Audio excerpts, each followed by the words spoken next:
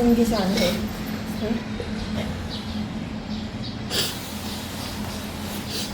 ทางเลยกระตือรือร้นเป็นพี่ช้างน้ำน้องมึงดูน้อง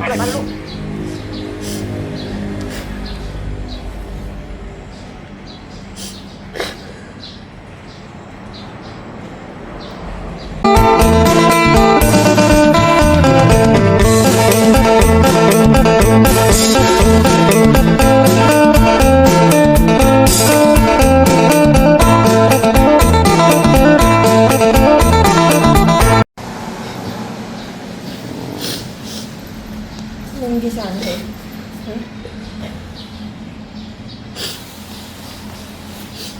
ทางเลยกระตือรือร้น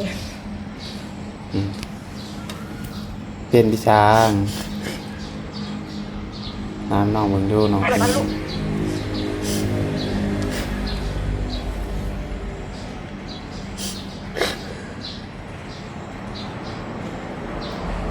หนังไก่ซีเขียวอ่อนคนเดียว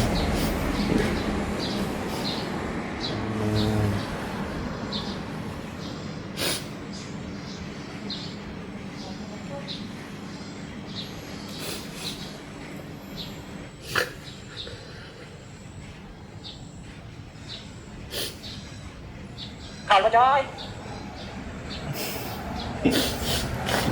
เรียนเบิ่งแชทพ่อบ่เบิ่งเรียนเบิ่งแชทเก่าๆได้ให้คิดฮอดพ่อ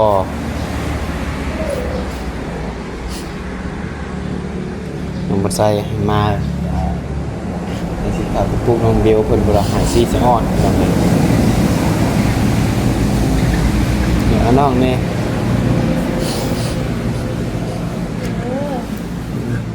เรียนมึงแคบพอมันผ่านไปแล้วคนไปดีแล้วก็ทำใจแล้วปล่อยวางต้องไปคิดดอกเอาเองไปยึดติกับมันเองเห็นให้เอาถูกใจเพื่อนสิเป็นห่วงชุเจ้าเป็นไปดีขึ้นสวรรค์เลย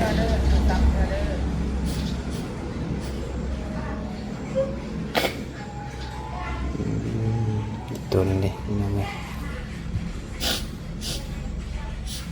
ว่าน้องโบนี่สิผูกพันกับพ่อแบบแพงพอแห้งนะน้องมาแบบคืนนี้ก็คือว่าเห็นแม่บ่น้องหายจะหายน้ำน้อง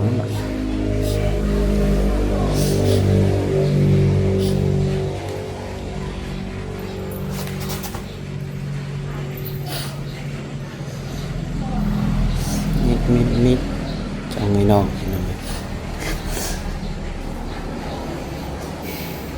คืนนี้น้องบัดไซก่อนสิกลับก็เมย์เพิ่นก็นั่งเห็นน้องใบเตยว่าอาเหม่งให้เพิ่นบอกเดี๋ยวเมื่อคืนนี้น้องบัดไซบ่ได้ถ่ายคลิปดอกเพิ่นก็นั่งเบิ่งรูปผัวเพิ่นนี่แหละพากันให้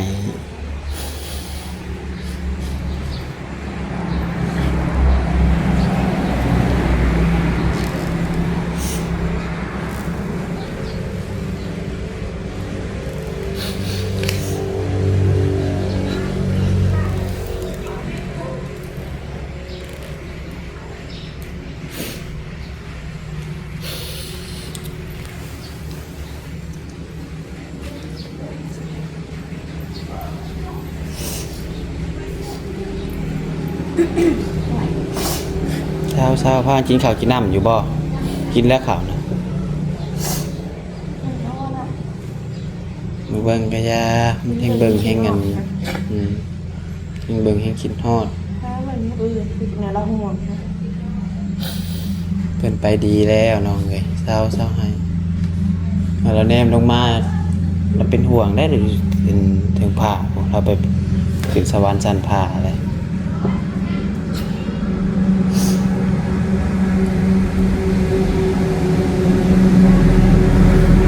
ต้องให้เข้มแข็ง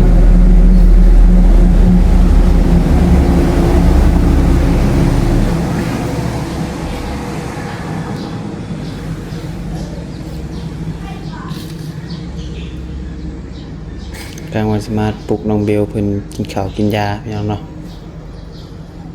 ไปหากินข้าวไปอันนี้ก็ไปก็เปียกอยู่สิได้ที่สิมาไปหากินข้าวกินยานิดๆเราต้องให้เดี๋ยวให้บอบบี้มาปอกเบิ่งโทรหาบอบบี้ก่อนโอ้ยอันกินข้าวขนมไทยมา บอลลี่นะ หึ บอลลี่อยู่ เนี่ยมือแรงมาออกกำลังกายนี่ก็เห็นแล้วนี่จะคิดฮอดแล้วแบกอันนี้ก็พอแล้วซื้อใหายบ่แม่นบ่ฟังกินข้าวกินน้ำโอเคเนาะมาอีตนเด้เนาะทางวัดไซก็ได้เมื่อคืนนี้ก็เห็นทางเมย์เพิ่นนั่นแหละนั่งไห้อยู่พี่น้องเอ้ยแล้วเวลาน้องโบก็ให้พี่น้องว่าเพิ่นนั่งเบิ่งฮูกเบิ่งแชทที่ว่าเพิ่นเคยแชทกับพ่อนั่นแหละเนาะเคยแชทเก่าๆนั่นแหละพี่น้องเอ้ยพี่น้องเพิ่นก็ให้พี่น้องเนาะสิว่าในน้ำปัจจัยก็ได้เต็มให้กำลังใจก็ให้พ่อเพิ่นแหละเนาะพอน้องเพิ่นกาแปลว่าผูกพันอะไรแบบเนาะแปลว่าเงินหักเพลงซั่นซะ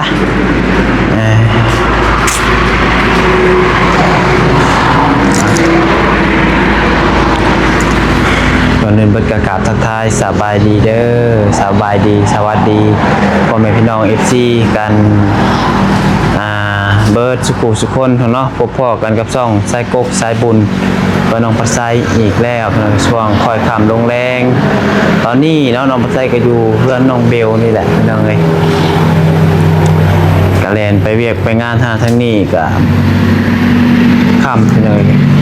เดี๋ยวหมู่กะมาเตทาแขกเนี่ยเป็นไหนเป็นนางลินน้ำนางโอทองลงน้ำเบียกลงงานนิดนึงพี่น้องน้องปัสไซก็กลับมาปีคือเก่าเนาะ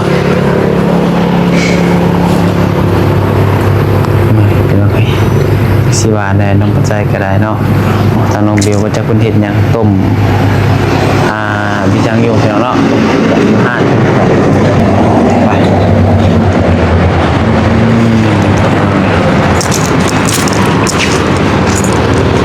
นี่ก็เป็นบรรยากาศช่วงแรงๆ6 โมงพี่น้องเนาะ6 โมงยัง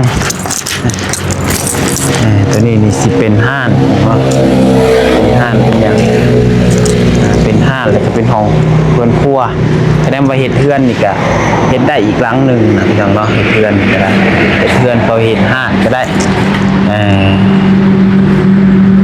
เห็นห้านขายเครื่องก็ได้อยู่อย่างเนาะเห็ดแบบ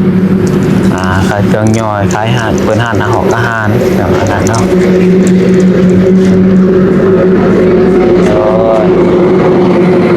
ลุกได้แล้วบ่ใครแหละเห็นยังบัตรส้มมี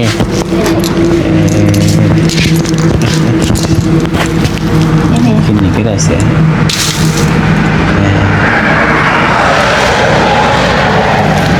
นี่ใช่นี่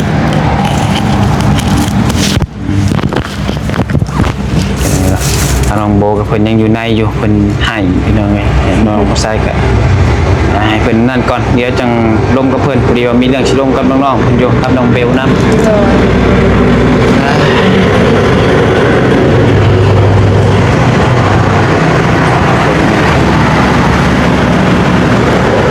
ตู้เย็นแล้วก็เนาะ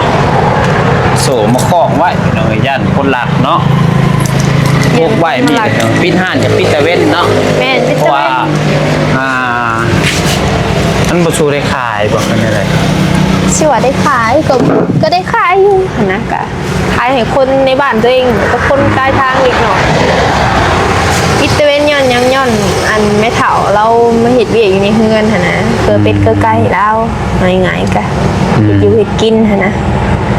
บางเถื่อก็แบบบางเถื่อก็เปิดคำปิดคำนั่นแหละแต่อารมณ์สมมุติปิดไว้กันอาจจะบ่มีลูกค้าประมาณนี้มือใดบ่มีลูกค้าก็ปิดไว้เดี๋ยวมันก็พอได้อยู่ถ้าว่าเครื่องเต็มห้านหาได้ แต่บางเถื่อแบบเครื่องบางอย่างเนาะมันเบิดแล้วเขาก็ยังบ่ได้ซื้อมาลูกค้าเขาถามเลยแบบอันเบิดหั่นน่ะแหละเขาก็แบกมาบันไดหั่น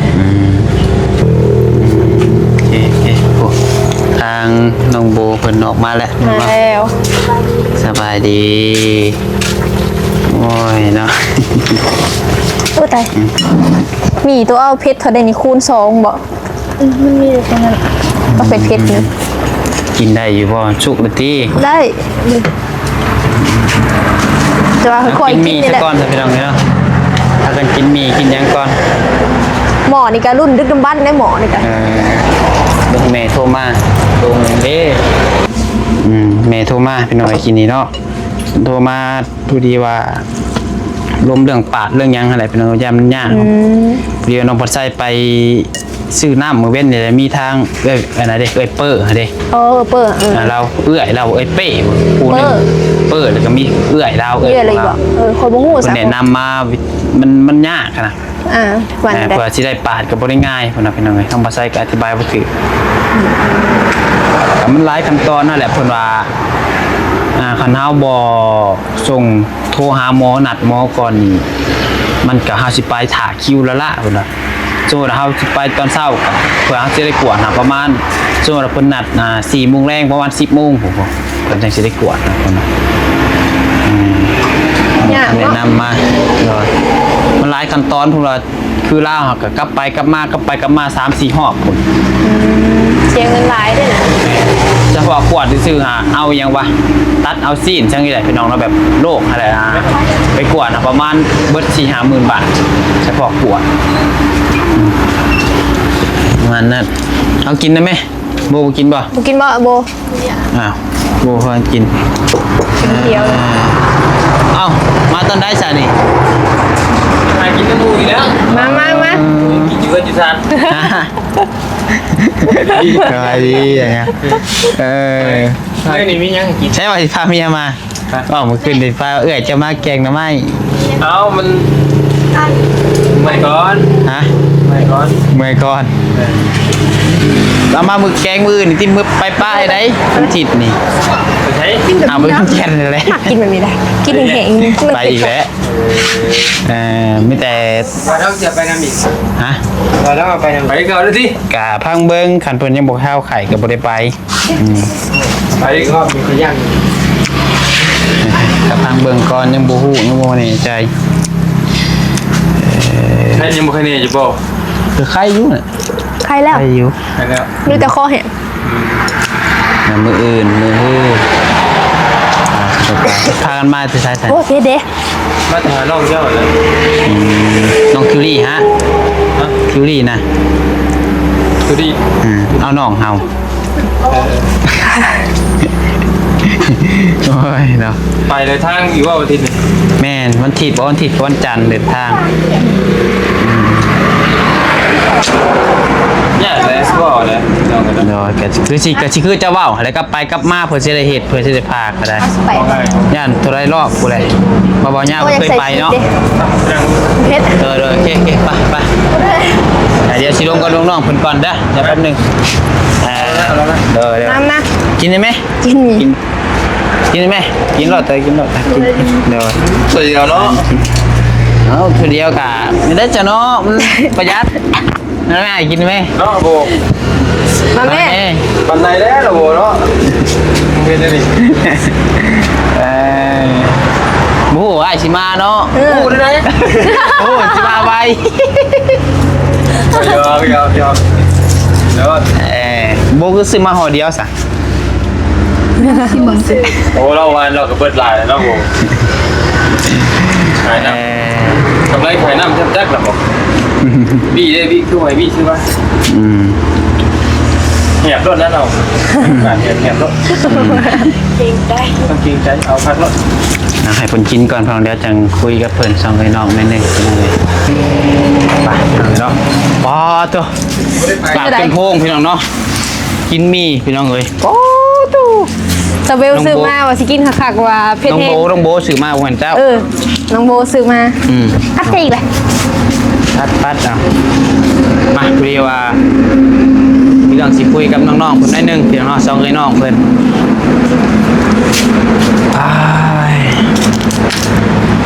เอาหนาเพื่อนเลยพี่น้องเลยเบิ่งตึ๊บโอ้ย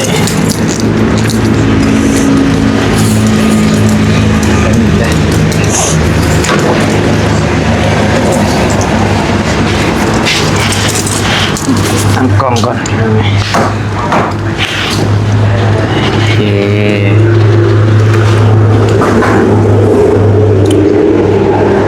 เริ่มคำมาเลยเนาะคำมาก็สิมืดได้บัด ไม่เห็นแล้วแล้วก็ยุ่งกิน มาพี่น้องเอ้ยบ่เป็นอะไรคือหายฮะ คิดหอดพอเสร็จเก่า หายฮะสาเหตุที่หายฮะคิดฮอดพ่อบ่ ๆเป็นคิดหอดพอเพิ่นเป็นไห้ ไปคืนอะไรคือว่าไปนั่งเบิ่งแชทเบิ่งหยังคิดฮอดแล้วเขาไปเบิ่งแชทเก่าๆน้องบ่ใส่เขากำลังสิเข้าไปปลุกน้องเบลเขาดาเห็นหายแฉะๆอยู่พี่น้องเอ้ยจักชั่วโมงหายนะมึงตาจุดโผเนาะโอ้ย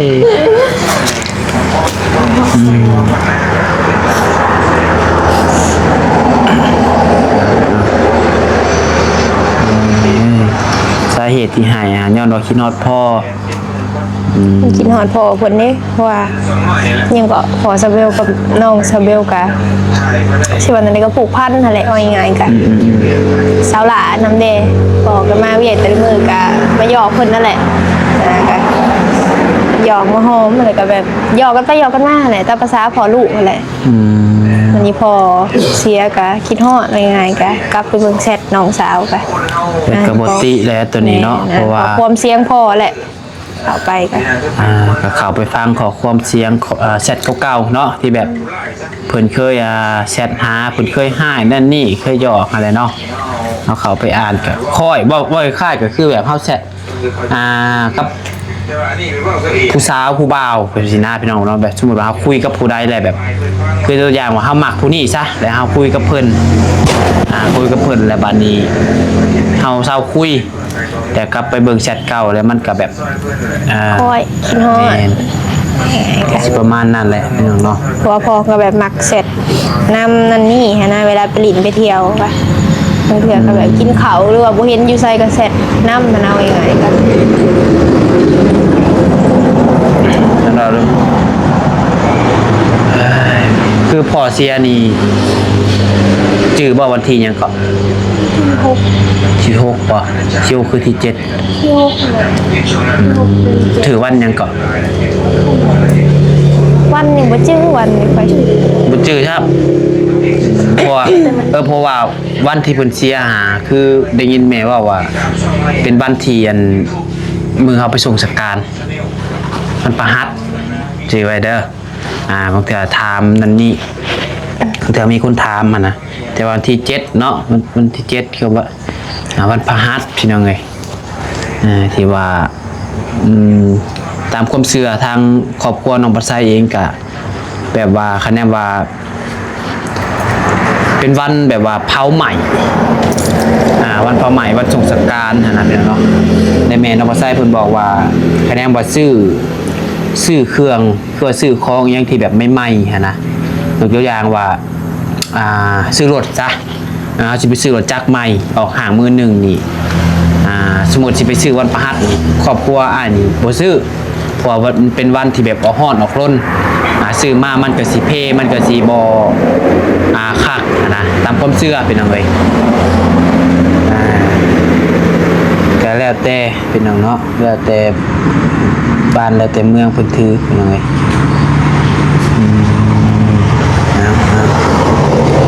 แต่บัดนี้ก็ EFC หลายคนเพิ่นก็ถามมาหลายว่าความฝันน้องเบลกับน้องโบนี่คิดว่าจะคิดหยังมีความฝันอยู่บ่ กะมี เอาน้องเบลก่อนก็ได้ถ้าว่าความฝันเนาะถ้าว่าซาเบลเรียนจบมาหั่นนะคิดตอนนั้นเนาะว่าอยากเปิดห้านขายเครื่องว่ายังไงกะพ ราะว่า เงินตัวเองก็ติดแคมป์ทางใหญ่แน่นะ เพราะว่ามีเงินแน่ว่าจะเปิดห้างขายเครื่องนะสเบลตอนนั้นก็ไปแลนหาเวียกเนาะก็ตั้งใจว่าสิเก็บเงินอะไรพี่น้องเลยเพราะว่าเปิดห้างขายเครื่องนี่แหละแต่เพราะว่ามันเก็บบ่ค่อยได้นะพี่น้องเงินเดือนเฮามันก็แค่แบบ3 ล้านนึงอะตอนนี้ก็มันก็ไม่พอใจแบบคุมอยู่คุมกินนะเก็บก็เก็บได้เล็กน้อยว่าง่ายๆก็ ความฝันซาเบลนี่คืออยากเปิดห้างขายเครื่อง แม่น อ่า พอได้อยู่ได้กินในเฮือนเท่านี้แหละว่าง่ายๆก็ถ้าเปิดก็ อ่าเพราะว่าเรียนจบมาเฮากะบ่ได้เฮ็ดหยังเนาะบ่ได้ไปเรียนต่อเรียนหยังพี่น้องเอ้ยเพราะว่าก็ต้นทุนเฮานี่แหละพี่น้องเอ้ยน้องใจก็เคยถามไปอยู่ทางน้องเบลเพิ่นก็อยากเรียนต่ออยู่แต่ก็มันก็ ค่าใช้จ่าย นี่ มันเสียหลายอย่างเอาง่ายๆก็สมมติว่าเขาไปเรียนต่อกันเนาะค่าเดินทางไปหันมานี่ค่ากินค่าอยู่อีกนะก็เบิดหลายว่าง่ายๆก็แต่ว่าเรียนไปนำเฮ็ดเวียกไปนำถามว่าได้บ่ก็ได้นะแต่ว่ามันสิว่าได้ดีเนาะ โอเคบัดนี้น้องเบลผ่านไปเนาะ น้องโบเด้ความฝันสมมุติว่าเรียนจบมาเจ้าอยากเฮ็ดหยังอยากไปเรียนต่อด้วย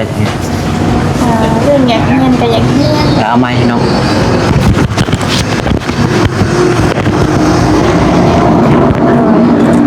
อยากเรียนก็อยากเรียน ค่ะว่าบริเฮียนเว้ากับพ่อกับแม่ว่าก็จะเปิดห้านขายเครื่องเฮือนโดยแต่เคยเว้ากับพ่อแม่หั่นแหละเพิ่นก็สิพยายามหาเงินนี่แหละมาเฮ็ดห้านพ่อก็ตอนพ่อยังมีชีวิตอยู่โดยและบัดนี้ก็เพิ่นก็บ่อยู่แล้วเดี๋ยวนี้ก็เนาะ คือน้องโบนี่เคยเว่ากับพ่อกับแม่ถ้าหากว่าเรียนจบนี่คะแนนว่าบ่ได้ไปเรียนต่อ แม่น และเจ้าว่าอยากเปิดห้านขายเครื่องขายหยังคือกันกับเอื้อยเลยเนาะ โดย แสดงว่าความฝันก็คือกันพี่น้องเอ้ยอยากเปิดห้านอยากขายเครื่องนอกจากบ่ได้เรียนต่อพี่น้องเนาะและบัดนี้เคยเว่ากับพ่อว่าอันสิหาเงินมาเปิดห้านเปิดหยังให้บ่ โดยสิมาแป้งห้างมันเป็นหาเงินได้นะเราเป็นคนมีชีวิต สิพยายามมันหาเงินมาเปิดห้านเฮ็ดห้านให้ใหม่เนาะเจ้าปานนี้เพิ่นก็เพิ่นก็ไปก่อนเนาะว่าซั่นซะก็เลยว่าความฝันจุเจ้าก็ยังบ่เป็นจริงเนาะได้ซะพี่น้องเอ้ยเพราะว่าปัจจุบันนี่คือห้านเป็นห้านของไผ เขาไม่เถา ห้านของแม่เฒ่า โดย ม เถาเป็นคนขายเกลือก็ตามที่เห็นเลยเรื่องมีเงินกับซื้อเกลือมาหลายหนูมีการขายตามที่นี่ ว่าต้นทุนคนโบราณนะว่าง่ายก็เนาะขายตามมีตามเกิด แม่ ขายพอแบบมีแนวเฮ็ดที่ซื้อ ขายพอแบบมีเงินซื้อไปได้เป็นงัวแต่ละมื้อก็ดีแล้วนะเพิ่นนะ พอต้นทุนแล้วมันก็ซ้ำนี่ สมมติว่าชุเจ้ามีเงินจะก้อนหนึ่งแต่บัดนี้ชุเจ้าจะเปิดห้านแทนไม่เท่านี่เพิ่นสิให้เฮ็ดอยู่บ่ ได้คันว่าลูกหลานอยากเฮ็ดโดยถ้าว่าไม่เฒ่าเพิ่นก็อายุหลายแล้วหั้นนะ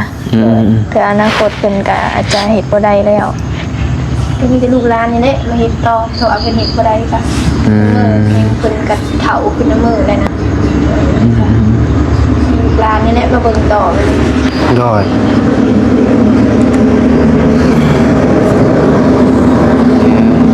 เนาะ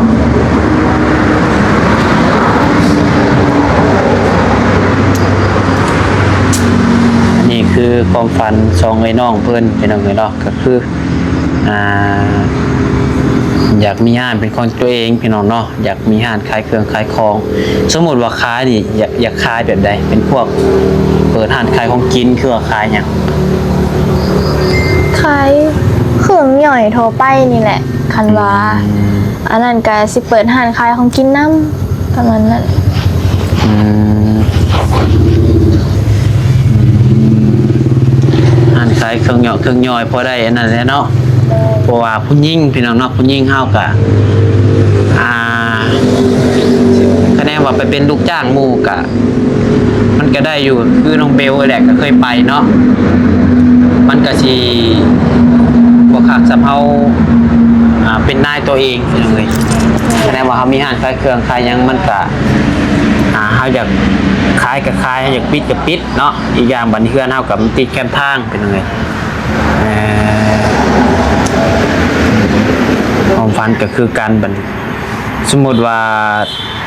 เชื่อในใดดีป่ะเนาะดินบนมีแต่ซ้ำนี่ ช่วยเราจะเปิดเบ่2คนเด้สับบัดนี้น้องเบลสิสละให้น้องบ่ขณะน้องก็อยากเฮ็ดเอื้อยก็อยากเฮ็ดให้สิเสียสละ ได้ว่าสิสละให้น้องให้น้องขายอยู่กับแม่สเบลว่ามาใช้ต่อ พอ YouTube เฮากับบ่ฮู้ว่าสิเฮ็ดฮอดมื้อใดอย่างน้องก็สิเฮ็ดก็คือสิเฮ็ดนั่นแหละช่วงนี้ก็วุ่นๆอยู่นั่นเลยนะเฮาก็เฮ็ดไปทุกมื้อจนกว่ามันสิไปต่อบ่ได้บ่ได้พี่น้องเอ้ยทุกก็ได้ แต่ว่าได้เห็นได้เปิดหน้าในการสละให้น้องแล้วเมื่อเคยกสิกรรมมาขายของออนไลน์อีกตัวเองก็เคยขายในมีทานลูกค้าอยู่อันนี้ก็ แล้วมันก็เหมาะอยู่เพียงเนาะคะแนนว่าเฮ็ดห้านเฮ็ดหยังก็ได้เพราะว่าเฮาก็อาศัยขายหลายอย่างเนาะขายเครื่องย่อยขายเครื่องส่งแต่ก็แล้วขายนั่นขายนี่แหละพี่น้องเอ้ยขายเลขขายเบอร์ขายนั่นขายนี่ไปเต้ยใส่กันหลายอย่างหลายแนวมันก็ได้คะแนนว่าขายของอยู่ของกินมันก็เหมาะอยู่คะแนนว่าเฮาเฮ็ดเฮ็ดกินเก่งเฮ็ดกินแซ่บนะ เหมาะ เพราะว่ามันก็เส้นทางนี่มันเป็นเส้นทางลักเลยพี่น้องเอ้ยหนึ่งคือคนเที่ยวสมมุติว่าคนมาแต่ไทยก็ต้องผ่านทางนี้แต่ก็อีกอย่างมันก็ใกล้โรงงานเนาะใกล้โรงงานก่อนยาสูบโรงงานมันมีหลายโรงงานพี่น้องเนาะก็ได้ว่าเปิดร้านของอยู่ของกินแต่ก็แบบว่าพวกรถพ่วงแบบคุณขับรถใหญ่ฮะนะ แม่ร้านมันอยู่ได้เกิด แล้วก็ร้านมันคนแถวหมู่บ้านนี่ก็มันก็เหมาะว่าซั่นซะแสดงว่ามีอยากเฮ็ดร้านของกินก็ได้พี่น้องเอ้ยคณะว่าเฮ็ดร้านย่อยก็ได้อยู่เพราะว่ามันในบ้านนี่มันก็บ่ค่อยมีร้านขายส่งเนาะมันต้องเข้าไปในเมืองแม่นบ่ แม่ตำบลพายสุกก็ดีกัน โอเคซะเนาะอันนี้คือความฝัน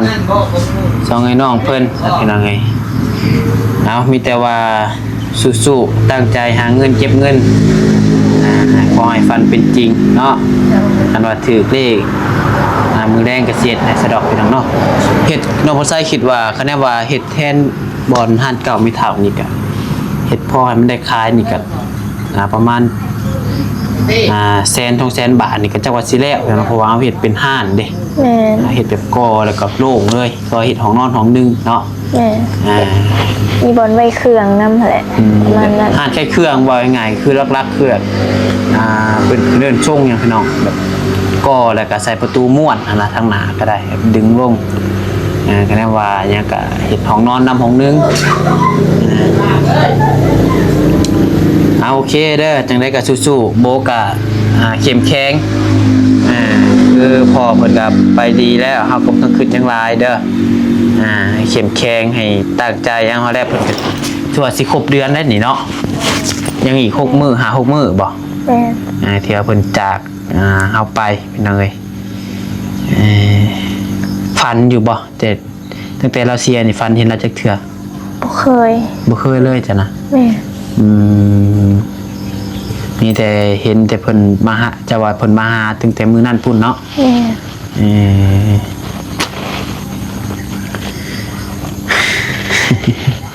ใส่กับจักสิว่าแนวใดพี่น้องเอ้ยโอเคสามีแต่ว่าคลิปนี้บ่ใส่ก็สิขอจบไปเพียงเท่านี้ก่อนเดี๋ยวจึงว่ากันใหม่นะพี่น้องเนาะอยู่ดีมีแฮงเบิดสุขสุขคนเด้อขอบคุณ FC ที่เข้ามารับชมและเป็นกำลังใจให้โดยตลอดมาไปลาแล้วสบายดี